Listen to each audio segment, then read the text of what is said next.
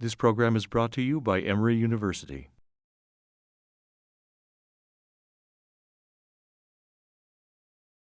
Good morning, dear colleagues and friends. And I'm Stéphane Rinfret, as you know, and it's a pure delight and honor to present a good friend, Philippe Pibarot from Quebec City, Canada, as our guest speaker this morning.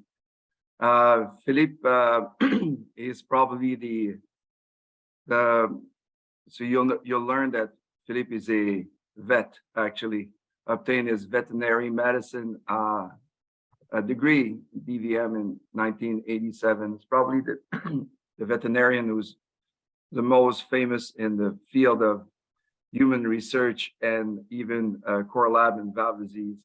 So his degree was obtained at University Claude Bernard in Lyon, France, and got his PhD degree in biomedical sciences at the University of Montreal in 1995. He's received the Fellow of the American College of Cardiology, FAHA, FASA, FESC, FASC, and FCCS credentials.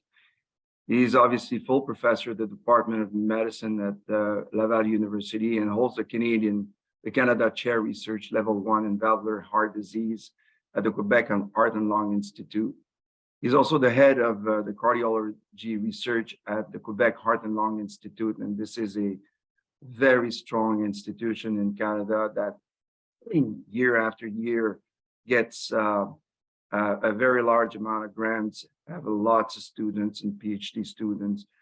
So Philippe has been focused in his research to develop and validate novel patient-oriented approaches to improve the diagnostic, the prevention, the treatment of valvular heart disease, especially aortic stenosis. He's currently the principal investigator of several multi-center trials funded by the Canadian Institute of Health Research through 7 years foundation grant, which is the equivalent of our NIH in Canada. He's the director of the Echography Core Lab in Quebec Heart and Lung Institute. He's published more than 750 articles and presented more than 10 to 1,000 conferences in the course of his career. He is the associate editor of Structural Heart and Neurointervention Journals and Imaging Sections editor of the Journal of the American College of Cardiology. He received the Annual Achievement Award of the Canadian Society of Echocardiography in 2010, the Research Award Achievement, the Canadian Cardiovascular Society in 2010, the Feigenbaum Lecture Award, the American Society of Echocardiography in 2010, a doctorat honoris causa from the University of Liège in Belgium in 2017, and in 2022, the CIHR CCS Distinguished Lecturer Award in Cardiovascular Science. He's a founding member of the Heart Valve Voice of Canada, and you will not be surprised that he's among the most influential scientists in the field of medicine, according to the Clarivate Analytics highly cited researchers, and all the years starting in 2018 all the way up to 2022. So Philippe, this is a pure honor to have you and get us through what you feel is the next step in the future of your valvular heart disease. Thank you, Philippe, for your accepting our invitation. Thank you very much, Stéphane. Merci beaucoup. Actually, the honor is really for me. I think as I mentioned before, we were discussing together, I think it's the fourth time I'm presenting at the Grand Rounds at Emory, 2 times in person, 2 times in Zoom. The first time was in the early days of transcatheter valve therapy, so more than 10 years ago, or close to 15 years ago, actually. And the reason why I chose this topic, New Frontiers in Diagnosis and Treatment of Aortic Stenosis, is because your institution and the people there are well known for pushing the frontiers, to another limit. So I felt I would presenting some hot topics there, and it's a great pleasure to present at Emory. First, because it's a great institution and the work that came from your institution has been a great source of inspiration for us, I can tell you. And also I have many friends, including Vas, Adam, and of course, Stéphane. Stéphane and I have been colleagues and worked together for several times in Quebec. And then he moved to Montreal and then to Emory. So we are good friends for a long time. The next slide should be, if it advanced my disclosure, as Stéphane mentioned, we are co-lab, a co-lab for several major trials in the field of TVT. As you know, you have this staging concept that is presented in the guidelines to describe how the disease progress and when to intervene in AS. And so you have the first stages are stage A and B. Stage A are really the patients who are at risk for AS. You have bicuspid valve disease, aortic sclerosis, not yet any stenosis. And then you have the stage B when you have mild, moderate AS. And for these stages, guidelines tell you, well, just follow the patient. Of course, no indication for intervention. Then you go to the next stage when the patient progresses to severe AS, but has no symptoms, no LV dysfunction. This is what we call the stage C1. And for this patient, there is a dilemma. And we'll discuss this topic, should we do an early prophylactic AVR versus a clinical surveillance, watchful waiting? And then, of course, you have the stages where we already have some strong indication, class 1 indication for intervention. These are the severe AS with LV dysfunction or with symptoms, so stage C2 or D. And for this patient, there are already some indication for AVR. So the next and first frontier I would like to discuss with you is this issue of early AVR versus clinical surveillance in these asymptomatic severe AS. It's always, we see many of these patients in the clinic and always, struggling. Should we intervene now, wait, etc. So I will present a case to illustrate this category of patient, the stage C1. This is a 75-year-old woman with calcific AS. She's asymptomatic, and this has been confirmed by exercise testing. And this is very important because you want to be sure the patient is true asymptomatic. She's true asymptomatic. She has a BNP ratio of 2, and we'll come back on this. And LVF is clearly normal, so it's not a stage C2. She has preserved the F by Plain-Simpson. And when we, the one video clip is not playing here in the middle, but you see a calcified valve, thickened, restricted opening. In terms of hemodynamic assessment, the peak velocity is 5.1. 1 year ago was 4.8, which means a progression of 0.3 meters per second in the past year. The mean gradient is 64, valve area by continuity equation 0.65, index 0.35. So by all means, this is a very severe AS in a asymptomatic patient. So what should we do? Should we do an AVR now, an early, let's say, prophylactic AVR, or the watchful waiting or clinical surveillance and wait for the onset of symptoms or LV dysfunction to intervene?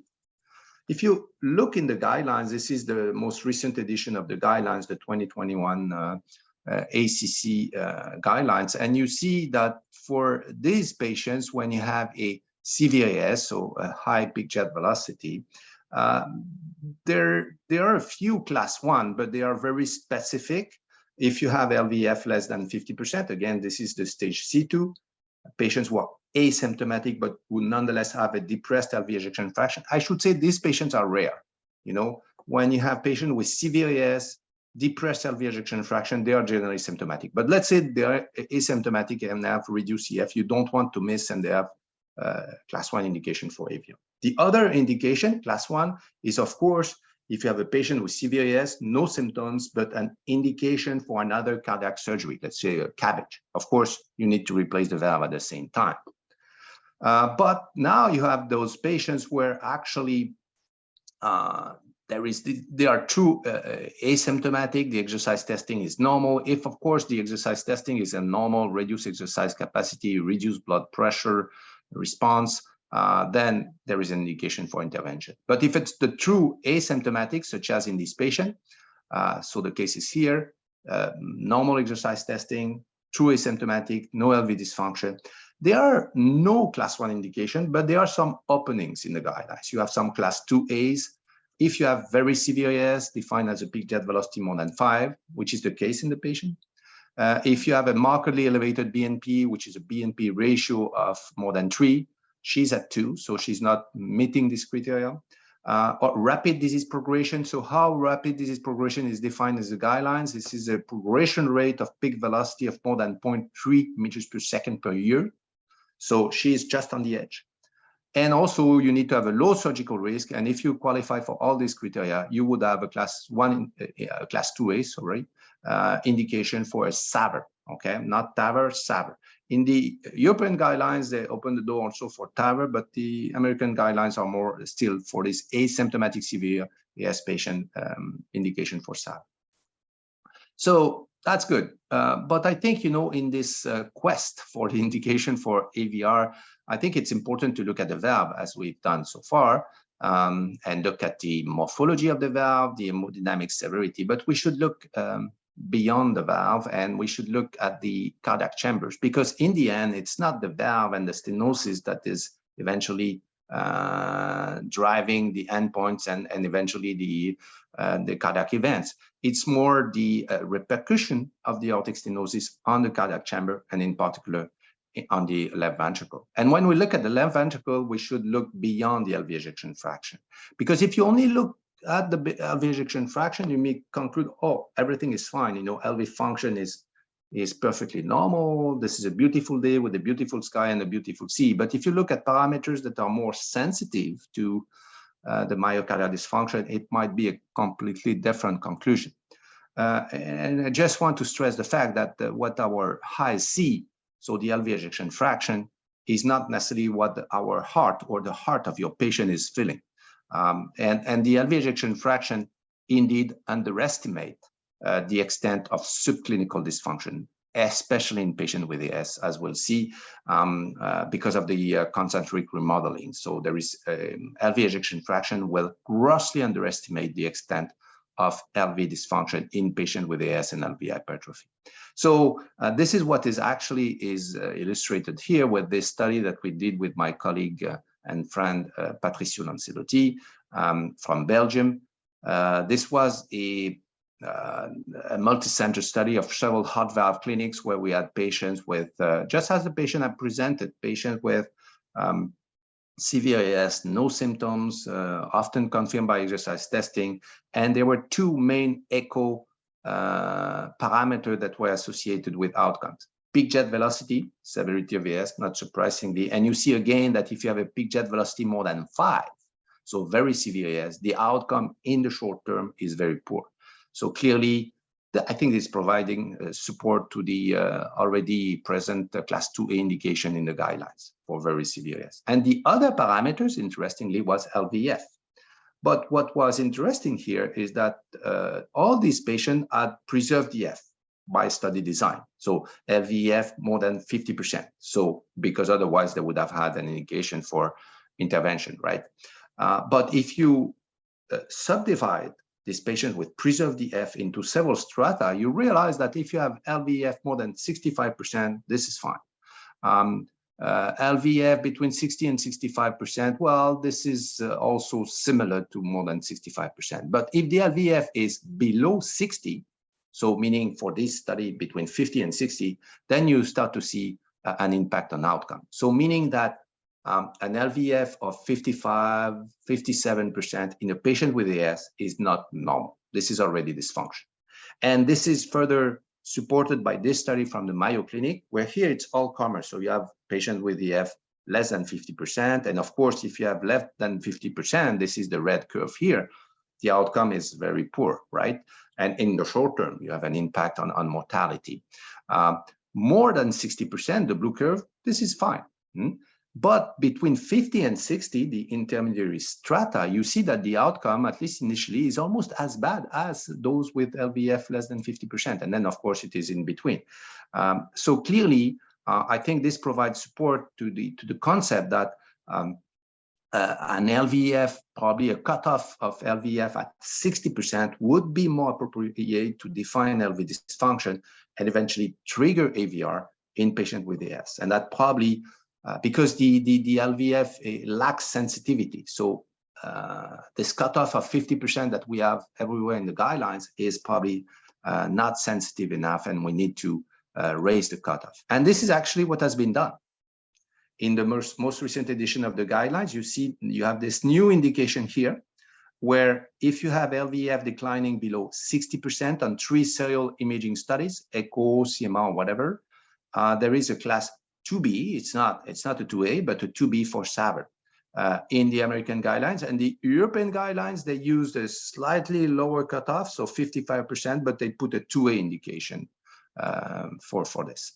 The other way to overcome this lack of sensitivity of the LVEF is to use other parameters, other echo parameters, such as a global longitudinal strain that we use more and more in the clinical setting. And this is easily measured by spectral tracking imaging. There are now auto strain module on the echo machine, very easy to measure. And you see this patient that I showed you at an LVEF of 60%, but the global longitudinal strain shown here is minus 13%, which is abnormal.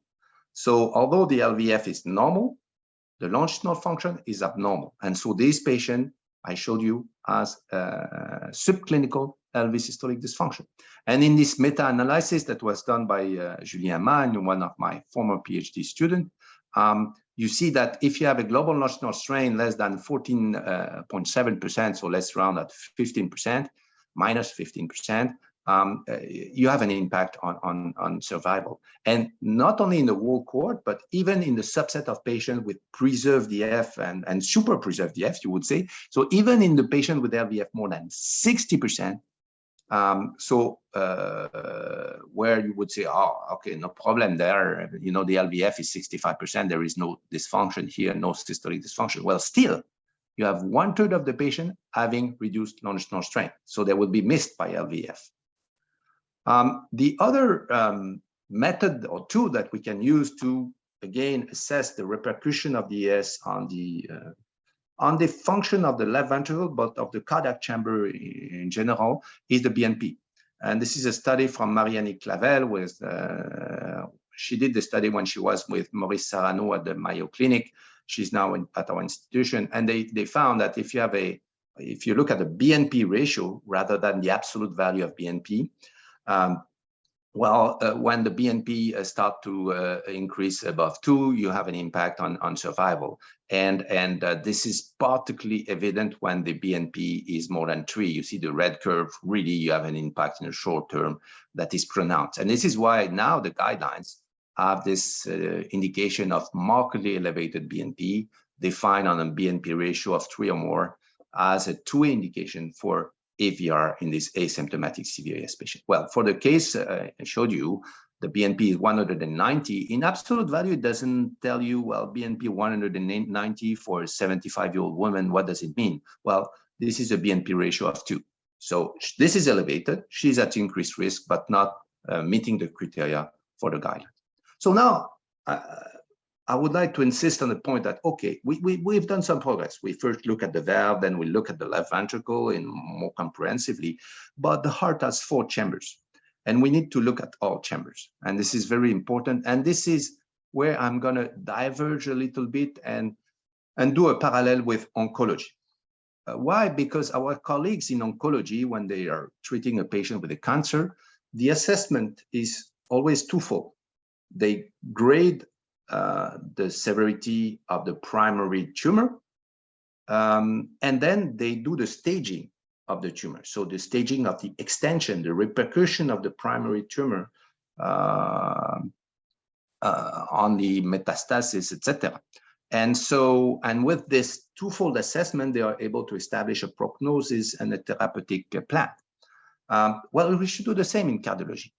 Of course, we need to grade the severity of the valvular disease or of the coronary artery disease, you know, and we do that well, I think. When we spent a lot of time and attention on this, but we also need to stage the extent of extravalvular cardiac damage related or associated to the aortic stenosis.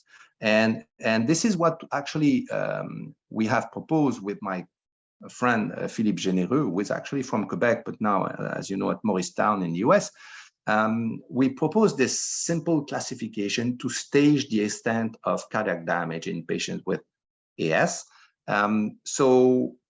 Stage 1, it means damage at the left ventricular level using the criteria that you see here. So these are all echo criteria except AFib that are, the criteria that are often presented in the guidelines. So you have for stage 1, increased LV mass index, E ovary prime more than 14, a marker of diastolic dysfunction, and an EF less than 50%. If you have one of these criteria, you qualify for stage 1. You don't need two, only one is okay. Stage 2, we go upstream, means impact left atrial mitral valve damage with dilated left atrium, moderate CV MR, and or AFib. Stage 3, pulmonary arterial tricuspid valve damage with systolic PAP, pulmonary arterial hypertension, and or moderate severe TR. And stage 4, finally, moderate severe RV dysfunction, because we know that whatever is the cardiovascular condition, when we start seeing some RV dysfunction and failure, this is not good news. And we apply this simple classification to the Partner 2A trial data. So Partner 2A, you remember, of course, this is randomized TAVR versus SAVR in patients with intermediate surgical risk. We put together the two arms, TAVR and SAVR, and we look at the echo pre-AVR. We did the classification of staging and see how it predicts the one-year mortality. And the results were striking, as you see. For each increase in one stage, mortality is double or triple. And this is very discriminative. You see, it's like almost a dose response effect, very spectacular. So, and this is, of course, helpful for risk stratification and maybe identifying patients who may have a futile AVR. But of course, it does not necessarily change the way we're going to treat the patient, except for futility. So the next step, of course, was to apply this classification to the patient with asymptomatic CVIS. And so we did a few modifications. This was a multi-center study that we did with my PhD student, Lionel Taste. We actually is now moving to San Francisco to do his postdoc. And so we did a few modifications. Stage 1, instead of E ovary prime more than 14, we used more a grade 2 or more diastolic dysfunction, so more multi-parameter assessment. EF, for the reason I mentioned before, we raised the cutoff to 60%. And also we added the global non-snort strain less than 15% as another marker to help us to identify those patients with subclinical LV systolic dysfunction in stage 1. Stage 2, 3 remain the same. And for stage 4, we also added in this as a criteria in the stage 4, a moderate severe low flow state defined as a stroke volume index less than 30, because this was for us a marker of the first stage of heart failure or decompensation, if you will, although the patient is still asymptomatic.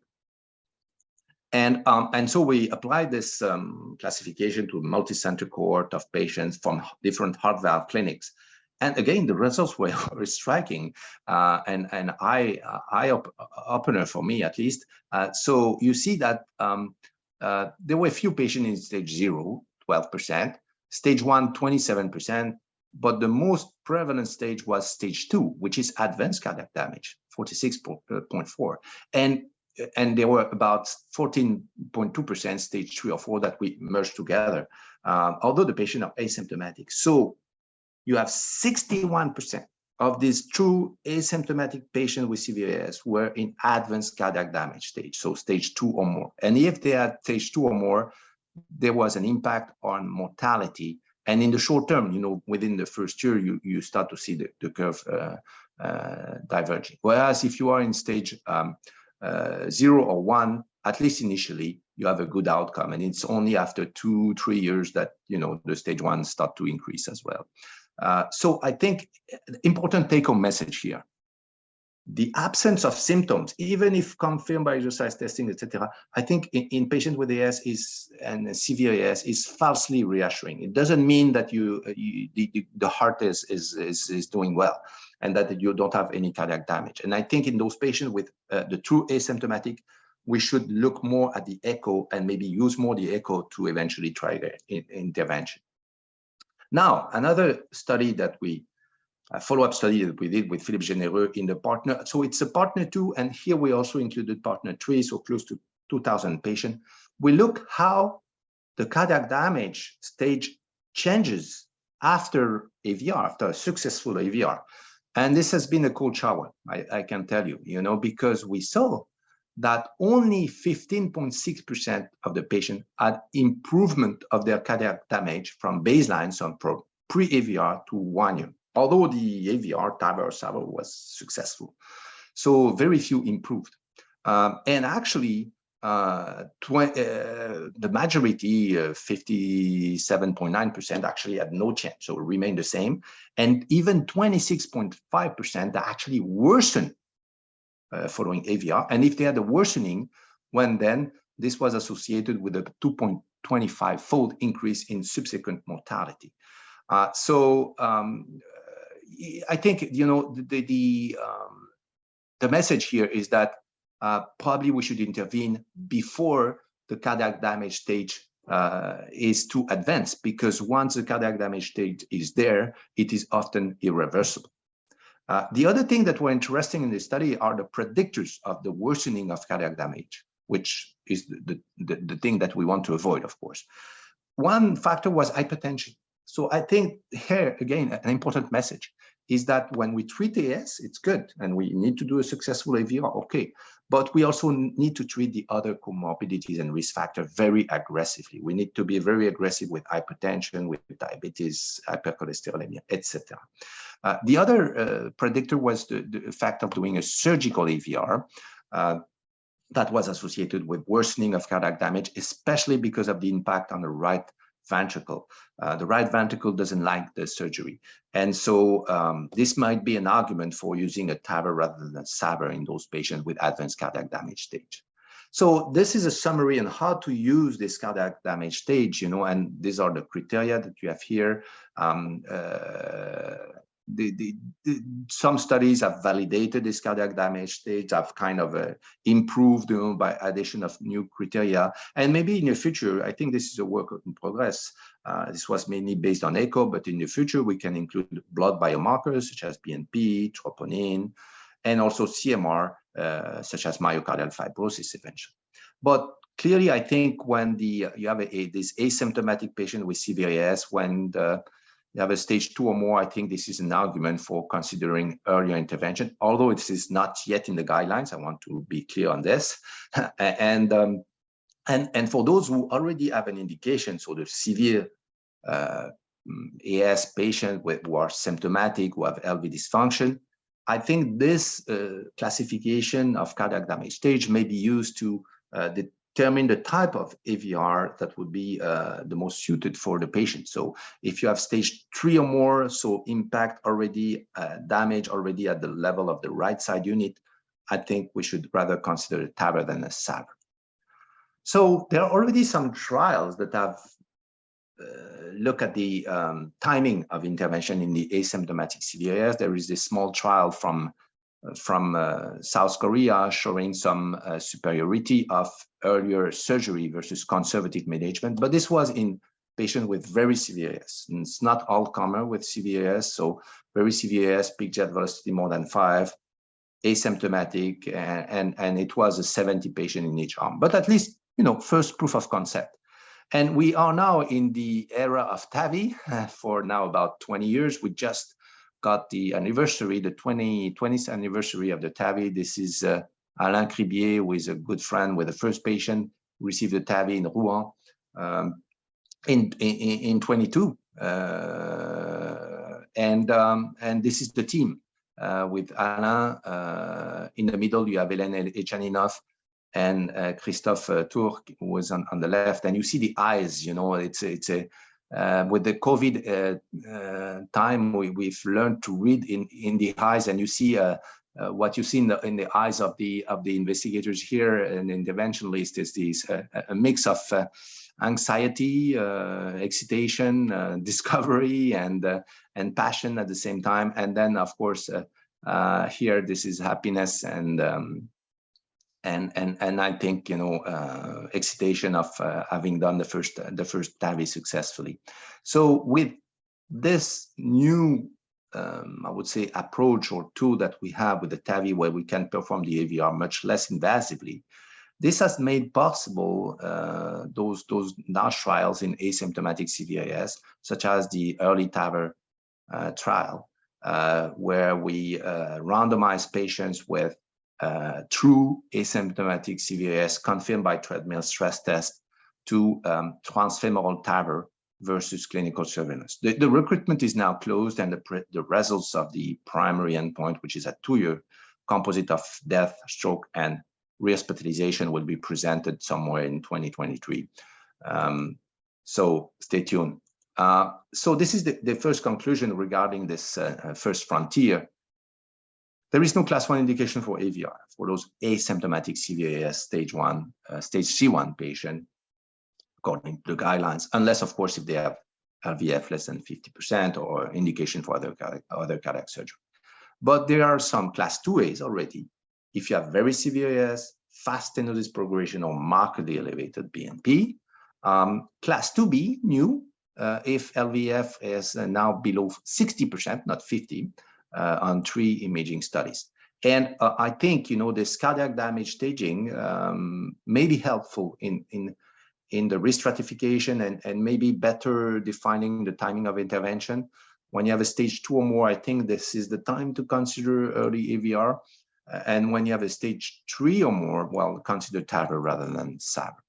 And so we have some ongoing trials. The early TAVR is one of the trials. There are others, EVOLVE trial in particular.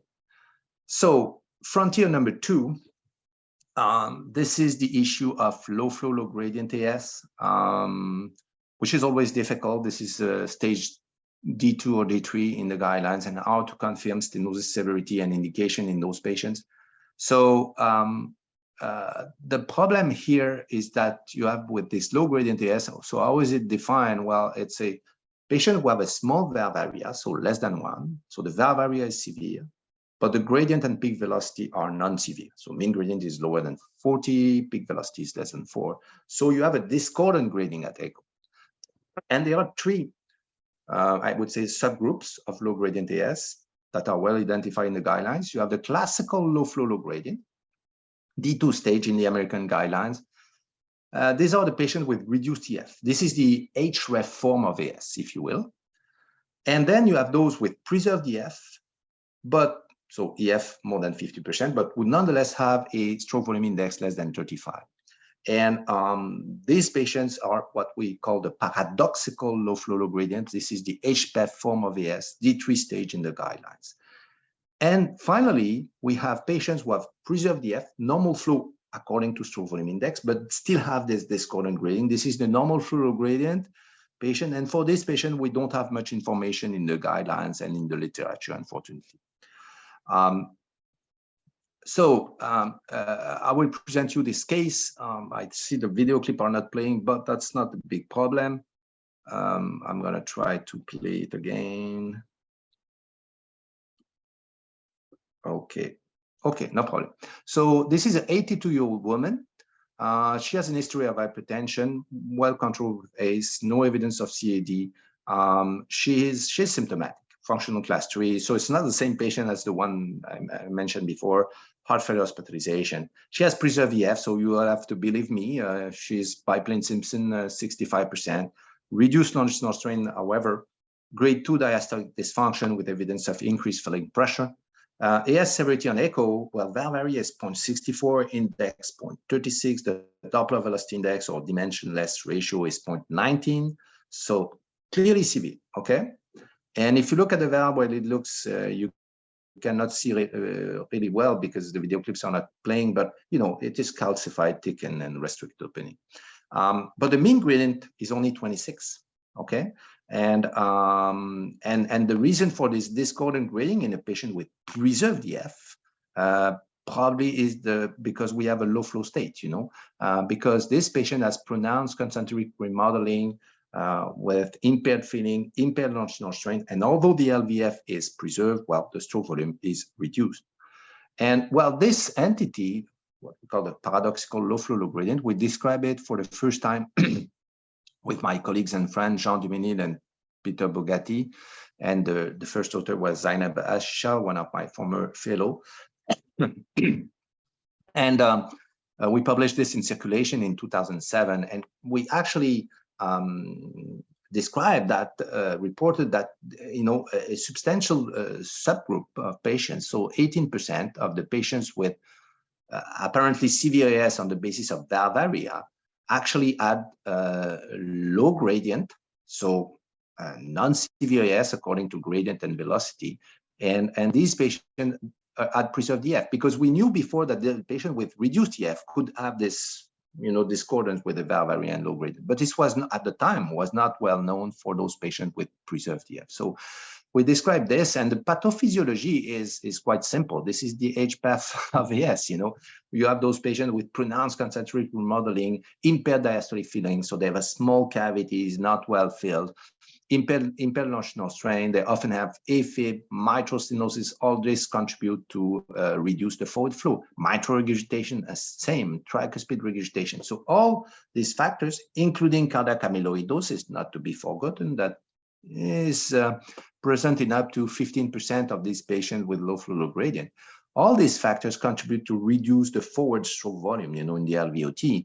And so you have a low flow, although the LVF is preserved. That's why we call this entity paradoxical low flow, because this is low flow despite preserved EF. And if you have a low flow state, then you may have a low gradient despite a severe AS, because the gradient is highly flow dependent. So when the flow is reduced, the gradient will be markedly reduced. So we described this entity for the first time in 2007, and actually it generally takes 10 years before a new concept is accepted. In this case, it went relatively fast. In 2012, in the guidelines, both American and European, there was a new class 2 indication for AVR for this patient. And actually in 2021, so the last edition, at least for the American guidelines, it became a class 1 indication now. Still class 2A, however, in the European guidelines. So you have this recommendation here. There are two new things in the American guidelines for these patients with paradoxical low flow, low gradient. First, you can now use CT, non-contrast CT, to estimate the calcium score and confirm the stenosis severity.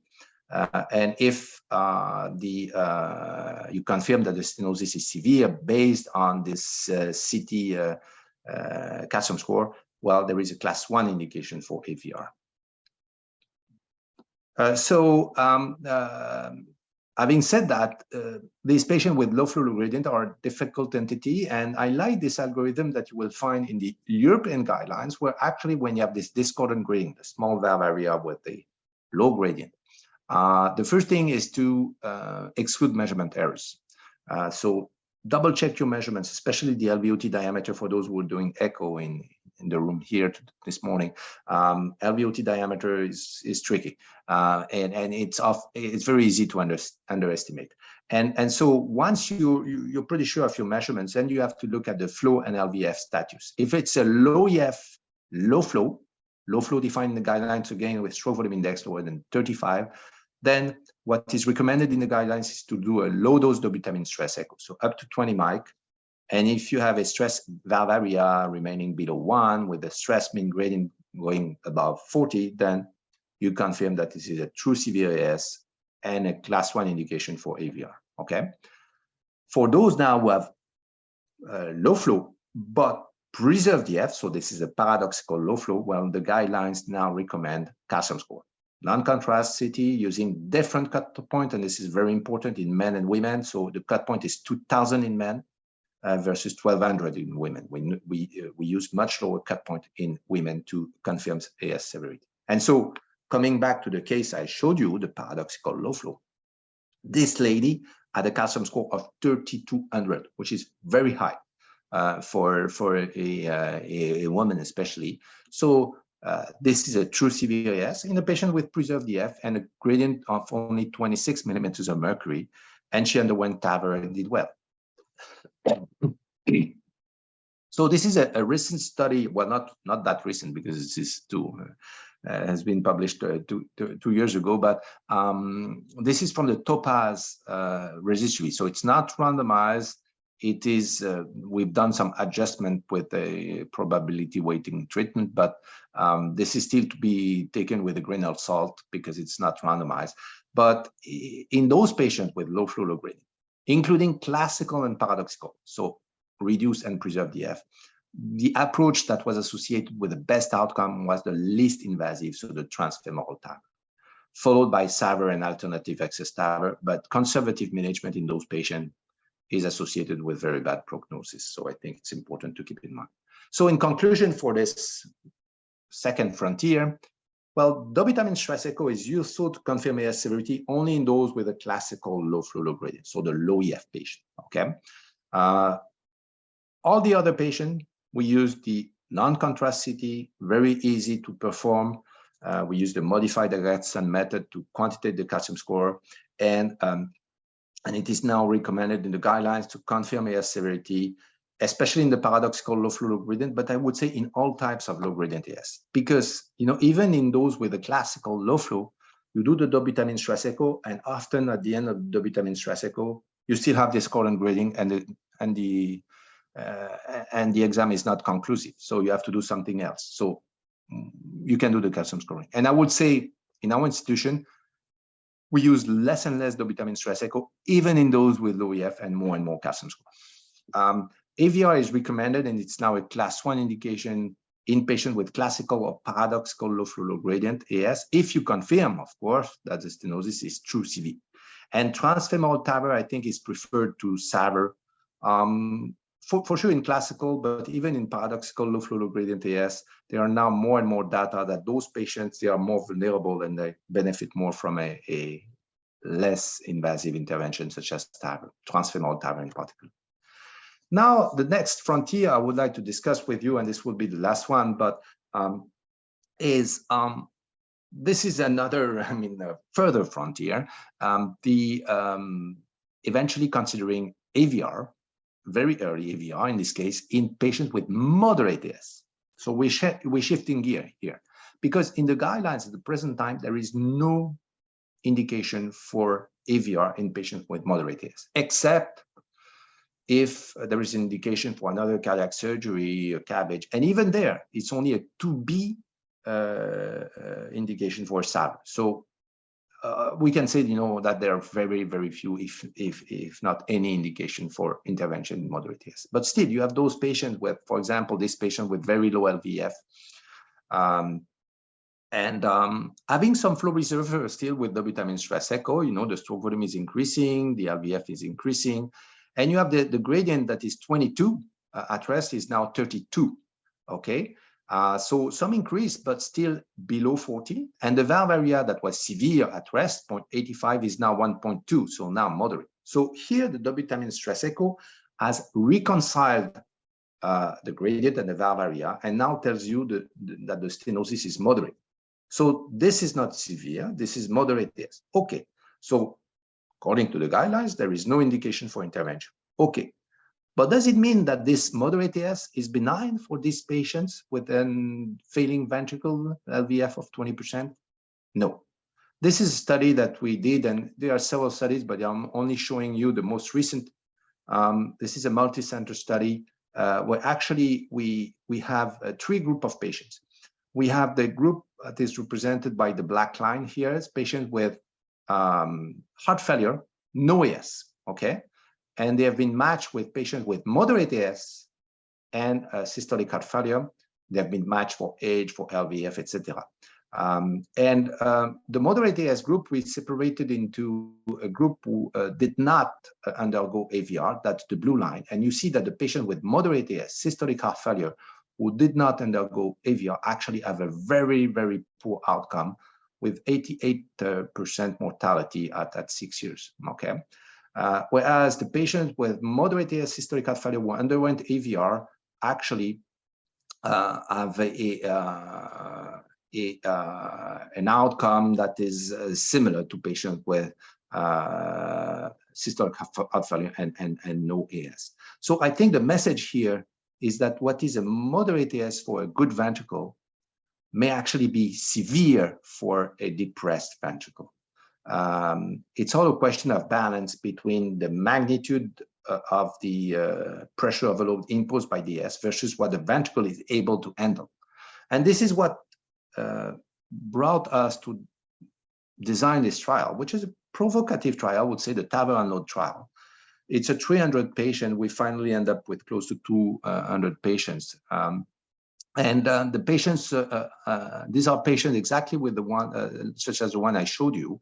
So moderate AS, eventually confirmed by dobutamine stress echo, with systolic heart failure, optimized heart failure therapy, and they're randomized to transfemoral TAVR now versus medical therapy.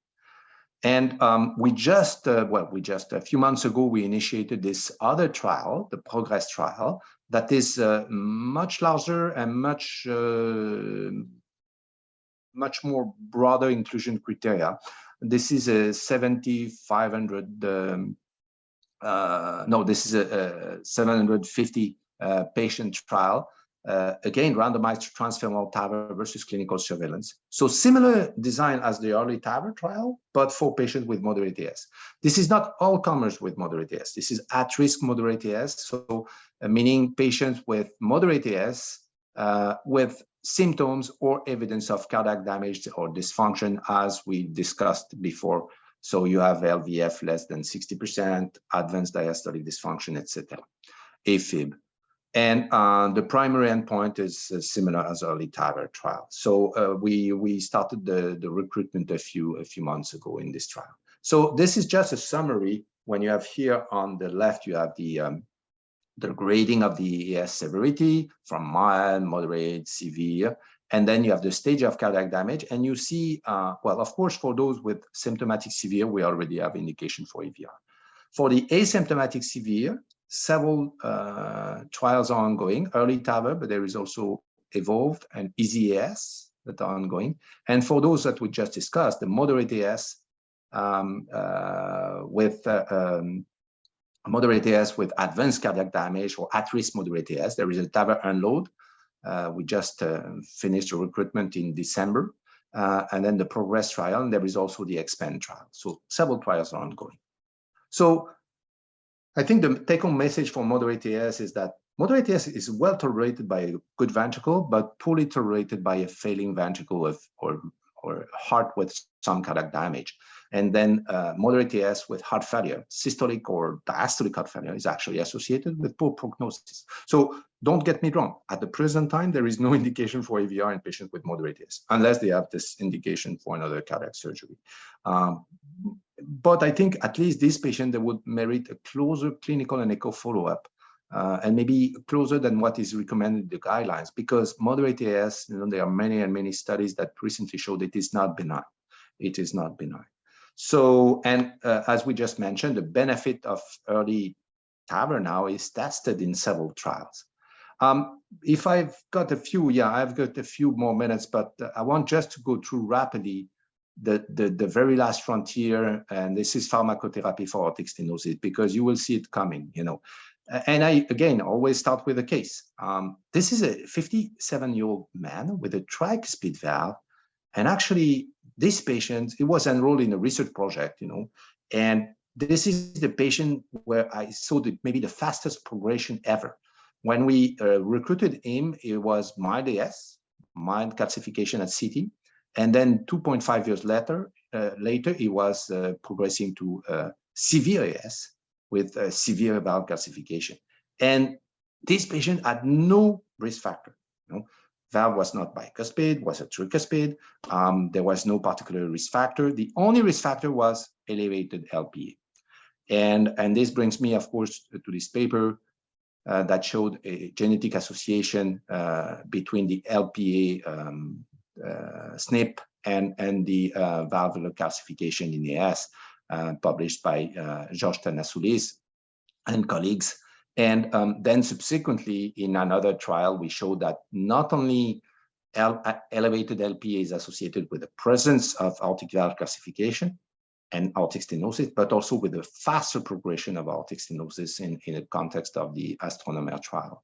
And so there will be soon some trials initiated with that will test LPA lowering therapy in patients with AS. So there will be a trial with pelacarsen, which is an anti-ApoE oligonucleotide antisense, and so this will be randomized to placebo in about 300 patients with AS. And the primary endpoint would be imaging. So that would be the change in the peak velocity measured by echo.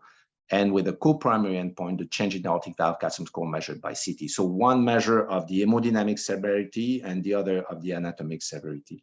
So this will be initiated soon. So maybe in some years, we're going to have some medication for aortic stenosis. However, and this I think is well illustrated here, aortic stenosis is a complex, multifaceted disease. There is some atherosclerotic process, some lipid-mediated inflammation, such as atherosclerosis. But there are also some hypertensive-like processes with activation of the renin-angiotensin system. And this is also an osteoblastic disease and with association with osteoporosis. And already several trials have failed. We know, of course, statin failed, bisphosphonate failed, RANK antibodies failed, vitamin K failed. ACE inhibitor, we don't know yet.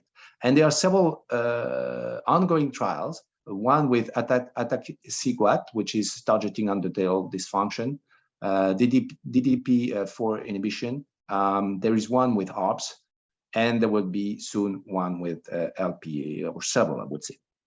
But what I can tell you is that probably one drug will not fit all, and especially will not fit both men and women.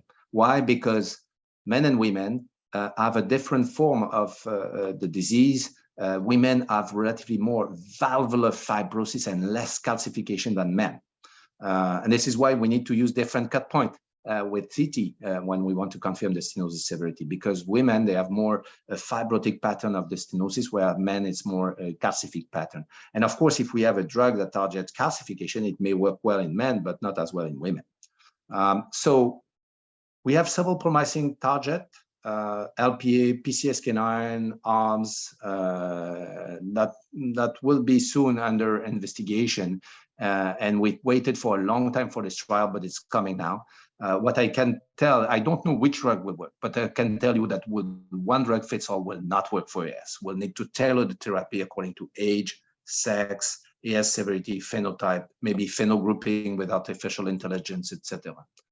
So this is a summary of what I showed you today. For the patient with mild moderate AS, there is no indication, but this is a very active field. Actually, we have several randomized trials ongoing with early TAVR versus clinical surveillance, for example, and also pharmacotherapy trial. This is really the niche where we should target the patient. You know, the pharmacotherapy will work in patient with maybe mild, moderate AS at max, but when it's severe AS, it's too late. For the severe AS and no symptoms, we have those randomized trial, again, early VAR versus clinical surveillance. And even for those with symptomatic severe AS, those who already have indication, there are some ongoing trials. There is actually two major trials ongoing. One is TAVR versus SAVR in women only. That's the REA trial that is conducted in Europe. And the other one is, because I think it's becoming an issue, we have always assumed that all the TAVR platforms are equivalent, but maybe they are not. And so there are some randomized trials comparing TAVR with balloon expandable versus self-expanding platforms, such as the BEST trial in Europe. And there is also the SMART trial in the US. And on this, I would like to thank all the organizations and granting agencies that are supporting my research program, and more importantly, my team. This is really a dream team, great team. And as you see, I have a very high predominance of women in my team, because first, women have still a longer life expectancy, so it's better investment for my lab, but they are also able to do multitasking, whereas men, we are not as good as this. And they have a very interesting form of aortic stenosis. So thank you very much for your attention. So thank you so much, Philippe. That was a fantastic presentation as usual. And I would like maybe to start with the first question. You know, we see that whatever you've been presenting, and when you come back to the guidelines, you feel that the guidelines are sort of quite lagging behind on pretty much everything you've been discussing. So you guys are ahead of what is going on, and in the end, The guidelines seems to take like many years to sort of adjust to that new data, and obviously a big randomized trial that will show differences. But how should clinicians integrate that into their practice? You know, there are people are more like prone to adopt emergent knowledges and try to apply them on a case-by-case basis, and some will stick to the guidelines, whatever happens and whatever they think. So I'd like to hear your perspective on that, and how, for example, at the Quebec Heart and Lung Institute, do you integrate, like you and Joseph Rodez and all these people, how do you guys integrate the new data into your practice? Well, I think you have an excellent point, Stefan. I think, you know, the guidelines are slow to adopt the new knowledge, especially if it's come from, you know, smaller studies, and they are cautious, they are more conservative, and maybe for the right reason, I don't know, you know, and you need really the big trials to eventually change the guidelines. And sometimes it takes time to change the guidelines, and maybe too much time. And this is maybe certainly a barrier to you know, to evolve and maybe progress in our practice and in our care to our patients. Having said that, I think, you know, the guidelines, even the people who write the guideline, they always say, the first thing they say is, this is guidelines, this is our suggestion, this is to help you, but this is not, you should not be dogmatic, you know, and this is not a law.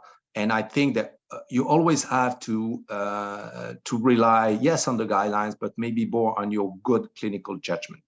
And if, you know, you want to adopt or to consider some of the new knowledge in your practice, I think this is fine. Of course, you know, you need somewhere to still, you cannot really go against the guidelines, but you can go with the guidelines and kind of enhance or you know, complement the guidelines, I think, you know, and that's what we do, you know. For example, for the cardiac damage stage, well, okay, RV dysfunction and is not really mentioned in the guidelines as an argument to consider earlier intervention, but I can tell you in our institution, even if the LVF is still 55, 57%, there is no indication, you know, according to the guidelines, if there is some evidence of other damage in the other cardiac chamber, well, this is certainly an argument that we consider to intervene. And for example, the asymptomatic severe AS is a very good example. I have the feeling, you know, moderate AS is a different story, okay? But there is no indication for now, and it would be difficult if you have a moderate AS at the present time to recommend an AVR, okay? But in asymptomatic severe AS, I have the perception that at the present time in our practice, we're trying to find an excuse to intervene.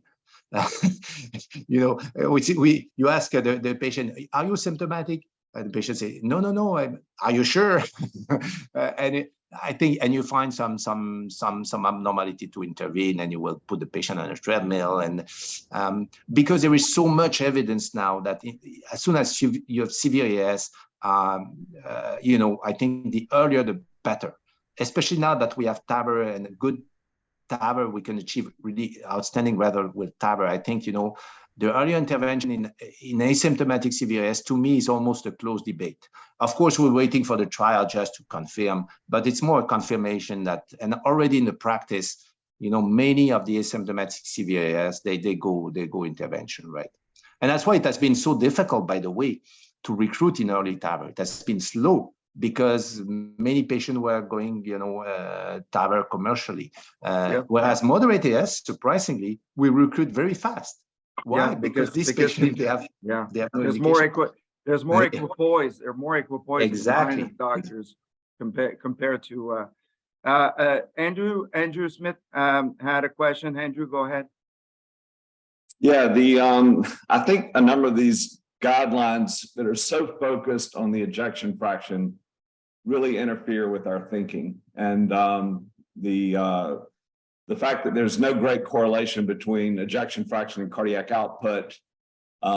People often think that there's not, and also how do you factor in comorbidity? So patients who have underlying coronary artery disease are at higher risk for dying if they have left ventricular hypertrophy. What do you do with the patient who has a normal ejection fraction and has atrial fibrillation due to a high atrial pressure in the setting of moderate aortic stenosis? So all of these things. So just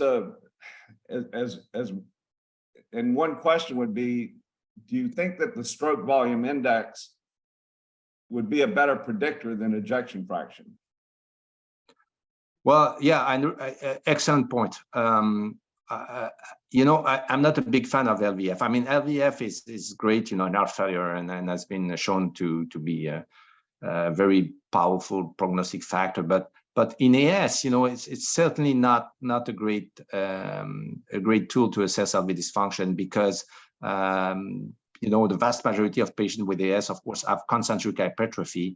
And when you have concentric hypertrophy, the LVF typically underestimates and not be a great adjudicator of LV dysfunction, and even less of flow of what goes out from the left ventricle. And yes, you're right. I mean, there's now several studies that show that actually the stroke volume index or any marker of flow are better parameter to predict prognosis, both before and after intervention than in the LVF. So I think we should go beyond the LVF. Of course, we need to look at the LVF because it is in the guidelines. And I agree. I mean, this is music to my ears. I think we pay way too much attention on the LVF and not enough on the other parameters. And we should put more attention on the global strain, on the marker of flow, because in the end, this is what is important. And now regarding the consideration of the comorbidities, this has been the main criticism regarding our cardiac damage staging classification. Say, well, okay, but this is not like oncology. In oncology, the extension of the tumor is specific and is related to the primary tumor. But in AS, and in other cardiovascular conditions, of course, you cannot be sure that the cardiac damage stage that you see is directly related to the valvular disease, to the AS. Okay, it could be related to coronary artery disease, to hypertension, to diabetes, etc. And yes, this is an issue. So we could only say it's cardiac damage associated with, not caused by. But it does not really change the risk stratification and the way we'll treat the patient. Because let's say I have an advance, in a patient with severe AS, I have some cardiac damage stage 2 that is not related, or not only related to the AS, but also to some sequela of a myocardial infarction or whatever. Still, the patient is more vulnerable to the pressure overload imposed by the AS, and will be more vulnerable to the progression of the AS, and will benefit maybe from an earlier intervention. So I think, the cardiac damage stage and the way we use it to maybe better determine an earlier intervention would work, regardless it is related to the AS only, or in part, or related to other comorbidities. However, we have to consider is, if you have a suspicion that the cardiac damage may be related to something else than the AS, then it is also important to try to treat aggressively this something else, if it is treatable. So if there is concomitant coronary artery disease, of course, we need to address coronary artery disease. If there is hypertension that is not well controlled, we should first try to control hypertension before considering AVR. But it doesn't mean that it will necessarily change the risk stratification and the way of thinking and of treating the patient with regard to AS. Philippe, we're already over time. There's one last question from Cretan Mavromatis. Cretan, go ahead. Yeah, hi Philippe. That was a great talk. A quick question on the calcium score for assessing severity of AS.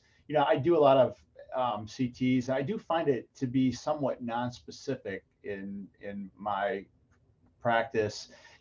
Calcium score also seems to vary with the size of the valve. Big men or big valves have more calcium. It seems to vary with bicuspid versus tricuspid.